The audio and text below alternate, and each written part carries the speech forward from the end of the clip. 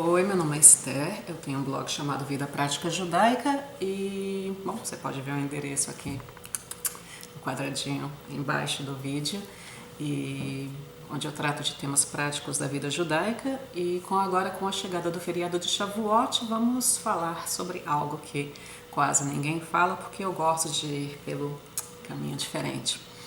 Há um episódio do livro de Ruth, que é o livro que lemos no segundo dia de Shavuot, que muitas pessoas se perguntam e poucas se aventuram em discutir, que é quando Ruth se deita aos pés de Boaz. Ela simplesmente há uma festa no final da colheita, porque é a época da colheita de primavera que acontecia em Israel, então os homens celebravam o final da colheita bebendo e com música e tudo, e depois eles dormiam ali no acampamento e mulheres não eram permitidas a ficar ali naquela festa. No entanto, Naomi, a sogra de Ruth, a aconselha a procurar por Boaz, se deitar aos pés dele, e aí ela diz que tudo daria certo, o que é um conselho muito estranho. E Ruth seguiu este conselho na prática e foi uma coisa totalmente não tznius, é o que todo mundo fala. E Boaz acordou e perguntou quem é você, Ruth explicou, e aí no dia seguinte os dois se casaram, ok? Parece um pouco estranho, certo? Então, este episódio, o livro de Ruth tem somente 4 capítulos, então vale a pena ler para conhecer um pouco mais, para conhecer essa história que nós lemos em Shavuot. Ok, então segundo o rabino David Foreman, que é o criador do Aleph Beta, este episódio onde Ruth se deita aos pés de Boaz se dá para retificar, fazer tikkun, de 2 episódios que ocorreram no passado com os antepassados de Ruth e de Boaz. Então Ruth era uma moabita, ela veio do povo de Moab, e Boaz era da tribo de Judá. Então, tanto Moab quanto Judá tiveram umas situações estranhas em sua história. E Boaz e Ruth, este episódio de Ruth se deita sobre os pés de Boaz serve para retificar esta situação, estas situações estranhas que ocorreram no passado. Como eu moro fora do Brasil há muitos anos e eu só falo português quando eu ligo para minha mãe uma vez por semana, então às vezes minha língua enrola um pouco, quero falar milhões, falo bilhões, então se eu estiver falando aqui com você e minha língua deu uma enrolada, me perdoe, é o que sempre acontece quando eu fico sem falar português por muito tempo. Ok, então voltando à história. E o que causou essas situações estranhas com Moab e Judá foi uma interpretação errada ou um pouco bizarra da mitzvah de Ibum. Então, há uma mitzvah na Torá chamada Ibum. Não se preocupe, porque nós não praticamos esta mitzvah hoje em dia, no século XXI, mas era bem comum no passado, que ensina que quando uma mulher, um casal, não tem filhos e o marido falece e esta mulher fica uma viúva sem filhos, ela deveria se casar com o irmão mais jovem do marido falecido. E o primeiro filho, a primeira criança que eles tivessem, seria dedicada à memória deste marido falecido, como se a criança fosse dele, como se fosse um herdeiro do marido falecido. Então aquela criança servia como uma segurança para a mulher, porque ser uma viúva no passado era a pior coisa que podia acontecer a uma mulher, e principalmente uma viúva sem filhos, porque a família do marido não queria tomar responsabilidade e voltar para a casa de seus pais também era muito complicado, principalmente quando a situação financeira daquela família era desafiadora. Então a Torá dá este conselho que era muito válido no passado. Mas esta mitzvah de Ibum, segundo estudiosos, também era mais ou menos uma prática de outros povos, era uma prática mais ou menos comum. E primeiro, agora vamos falar do caso do Ibum totalmente distorcido que acontece para que Moabe, para o nascimento de Moabe. Séculos atrás, quando os anjos se direcionaram a Sodoma e Gomorra e conversaram com Lot, e sabe o que aconteceu? E as cidades foram destruídas, e Lot e suas duas filhas sobreviveram e se esconderam numa caverna. As duas filhas de Lot jamais conversaram com os anjos, elas não tinham a mínima ideia do que estava acontecendo, e Lot jamais explicou. Então, na cabeça dessas duas jovens, o mundo inteiro tinha acabado e elas eram as responsáveis para repovoar o planeta.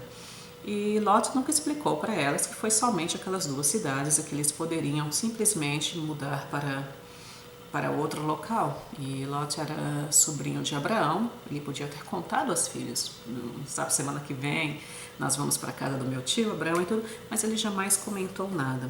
E então a filha mais velha de Lot teve uma ideia terrível, que foi a de embriagar o pai, se deitar com ele de uma maneira totalmente horripilante, e convenceu a irmã mais nova também a embriagar o pai e se deitar com ele na noite seguinte. As duas filhas conceberam, e a filha mais velha, ela concebeu um filho ao qual ela chamou de Moabe, e que significa do pai. Então, esta foi uma situação tão sinistra que ela não teve vergonha nenhuma de expor para toda a sociedade que aquela criança era filha de um relacionamento incestuoso. Então, sempre havia essa história da criação de Moabe, e filhas embriagaram o pai, tomaram proveito. Essa situação estranha, ok? Agora vamos para Judá, que é o antepassado de Boaz. Como o Ibum também atingiu a vida de Judá. Judá tinha 3 filhos, o filho mais velho se casou com uma mulher belíssima chamada Tamar e faleceu. Então Tamar se casou devido a esta regra que era praticada na época. Tamar se casou com o filho, o irmão mais novo, o filho do meio de Judá, e ele também faleceu. Então Tamar foi conversar com seu sogro: agora eu tenho que casar com seu terceiro filho. Esse terceiro filho ainda estava muito jovem, e Judá pediu para que ela esperasse quando ele crescesse e se tornasse uma idade pronta para o casamento, casaria os dois. Só que este filho mais novo realmente se tornou um jovem adulto, e Judá jamais mencionou a Tamar o que faria se esse casamento realmente aconteceria. Tamar entendeu que Judá não queria que ela casasse com o terceiro filho, temendo que ele também viesse a falecer. Então, Tamar, como era belíssima, ela teve uma ideia, que foi a de se cobrir com roupas de cores, de estampas, talvez até tecidos, usados por prostitutas naquela época, e ela se colocou em um local na cidade que ela tinha certeza que Judá iria passar, e Judá realmente passou. E Judá não a reconheceu devido à vestimenta que ela estava usando, ao véus, e se deitou com ela, e no momento de pagar lhe deu um anel em um cajado. Mas jamais perguntou a identidade dessa prostituta, jamais perguntou o nome, jamais. Simplesmente ficou como um ato oculto. Talvez ele não queria que ninguém soubesse. É uma situação um pouco estranha. É um dos motivos que eu amo a Torá, porque ela não esconde, ela não cria esse conto de fada onde tudo é perfeito, todas as pessoas são semideuses. Não, a Torá fala o que deve ser falado. O bom, o mal e o feio. Então, o que aconteceu? Tamar engravidou de gêmeos e se tornou um escândalo na cidade, nas tribos, porque entre os 12 filhos de José, José não estava mais lá, então e Benjamim era muito pequeno, ok. Tamar se tornou um escândalo na população ali local, porque era uma bela viúva, tinha se tornado viúva 2 vezes, de repente aparece grávida. Então contaram a Judá e o julgamento que lhe dera que Tamar deveria ser queimada viva. E antes de ser queimada, Tamar simplesmente pegou os objetos que Judá tinha lhe dado e mostrou: o dono desses objetos é o pai do meu filho. Bom, filhos que eu estava esperando, gêmeas. E Judá viu aqueles objetos e reconheceu os objetos e declarou que ele era o pai daquela criança. Então salvou a vida de Tamar. Ele preferiu perder sua própria vaidade, sabe, e se expor aquele momento de, sabe, em sua vida, e para salvar a vida de Tamar. Então, bom, o tempo passou, mas também na tribo de Judá havia esta memória, ok? Então Judá, tipo, teve este desvio de conduta um tempo atrás. Então, chegamos na época, agora, séculos depois de Ruth e Boaz, ok? Ruth também era uma viúva e chegando em Bethlehem,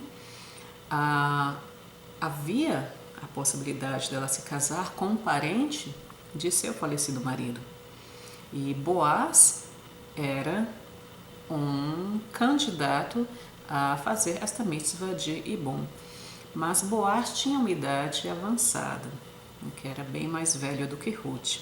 Então, mesmo admirando bastante a Ruth, ele não se prontificou a casar-se com ela, talvez até temendo pela diferença de idade. Não queria impor nada, queria que Ruth escolhesse, já que havia também outros parentes do falecido marido de Ruth que ela poderia se casar. Então Ruth estava com esta situação de Ibum pendente, ok?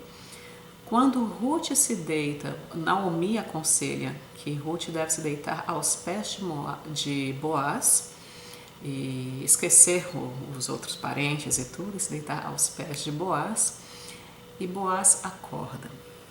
Agora, Boaz estava embriagado, assim como Lot. Talvez não tão embriagado quanto Lot, mas depois de uma festa com bebida e tudo, então não estava 100% sóbrio. E Ruth estava vestida de uma maneira diferente, toda coberta, para que ninguém a reconhecesse, que ela entrou num acampamento, numa área masculina, então ela não queria ser reconhecida de maneira alguma. Então Ruth estava agindo mais ou menos como Tamar, que é a nora de Judá. Quando Boaz acorda e Ruth olha para ele, ok? Boaz poderia ter refletido a mesma atitude de seu antepassado Judá, porque viu uma mulher no lugar onde a mulher não deveria estar, vestida de uma maneira estranha, toda agindo de uma maneira que não era com modéstia, uma maneira que não era uma maneira recatada, com certeza, uma mulher entrando no local onde só homens eram permitidos. Ele poderia simplesmente não ter perguntado nada a Ruth e agido como Judá. Simplesmente vê, ok, uma mulher está aqui, vestida de uma maneira diferente, uma mulher nenhuma. Se uma mulher entrou aqui, quer dizer que boa coisa, ela não é. Então, posso tomar proveito da situação. Mas não foi o que ele fez. Diferentemente de Judá, Boaz pergunta: quem é você? E Ruth, ao olhar para Boaz, ver que ele não está 100% sóbrio, ela poderia simplesmente ter refletido a atitude da filha de Lot e ter tentado agir de sedução, já que cometer aquele ato de Ibum, de uma maneira estranha e tirar proveito. Ruth também poderia ter tirado proveito da situação, mas ela preferiu não tirar. Ela simplesmente respondeu: eu sou Ruth, a sua serva. E Boaz, neste momento, a abençoa. E um dos motivos que Boaz abençoa a Ruth, talvez seja porque ele tenha percebido a quão semelhante e o quão perto do precipício os dois chegaram. Porque ele poderia ter repetido o erro de Judá e Ruth poderia ter repetido o erro da filha de Lot. Mas, à beira do precipício, os dois decidiram simplesmente retificar. Boaz perguntou a identidade da jovem que estava ali e Ruth respondeu e não agiu com sedução nenhuma. Então os dois tiveram uma pequena conversa e entenderam que realmente foram feitos um para o outro. Deveriam se casar em santidade, e Boaz pediu para que ela se retirasse dali rápido e, se esconder para que não fosse reconhecida. E no dia seguinte os dois se casaram e o bisneto destes dois foi o rei Davi. Agora, o rei Davi, o nascimento do rei Davi também é muito interessante, porque é quando a promessa de Hashem a Abraão é totalmente completa, porque Hashem promete a Abraão que ele seria pai de reinos e nações, mas não havia nenhum reino entre o povo judeu. Até o rei Davi foi o primeiro rei sólido, que o primeiro rei foi o rei Saul, mas o reinado dele não deu certo, então a primeira dinastia real judaica, o primeiro reinado sólido foi consolidado pelo rei Davi, bisneto de Ruth e Boaz. Então foi só então que a promessa de Abraão, que Abraão seria pai de reino, pai de reis, se concretizou. Essa promessa se concretizou com o rei Davi. Bom, então espero que você tenha gostado do esclarecimento deste episódio. Se você tiver qualquer dúvida, eu deixo o meu e-mail também no quadradinho aqui embaixo e você pode me enviar, e eu posso até traduzir também. Eu tenho autorização para traduzir textos do site Aleph Beta e eu posso colocar mais referências caso você se interesse. Ok? Então, tchau, tchau.